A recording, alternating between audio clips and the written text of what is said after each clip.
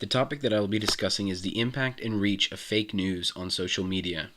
Fake news sites and stories are created for the sole purpose of spreading fabricated stories just to get clicks. These stories usually target the ideas of select demographic or groups. Their intentions are made effortless with the help of social media sites, in particular Facebook. These stories appeal to what the intended group wants to be true.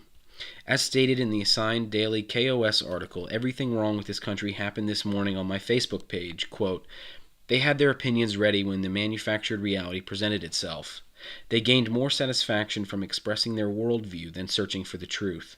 This is the problem we're having. This is the core problem America is having, end quote. People share these stories with their friends and followers on these sites. It is simply that people just enjoy the juicy stories.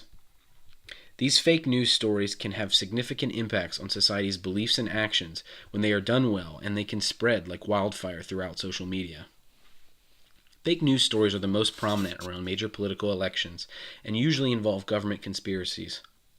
This was never more evident than in our past presidential election. An example of one of these types of stories was a story headlined, FBI agent suspected in Hillary email leaks found dead in apparent murder-suicide. This article began to circulate on November 5, 2016 from a local Denver newspaper sourced from the denverguardian.com.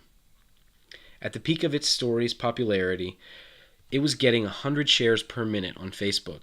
The article eventually generated roughly 567,000 engagements according to BuzzFeed. This story, however, was completely made up.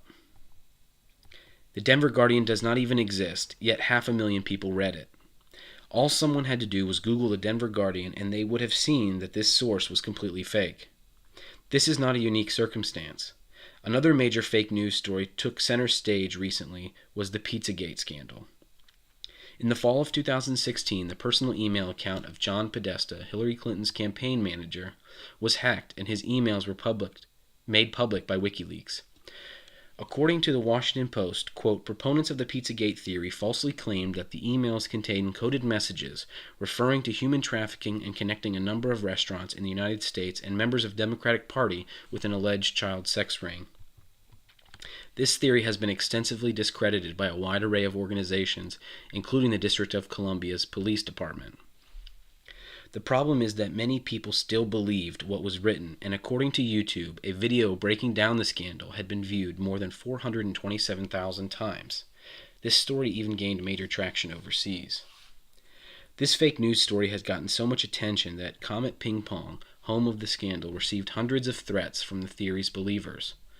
It even reached a point where an armed man, Edgar Welch, entered the facility and fired 3 rounds from his assault rifle into the building.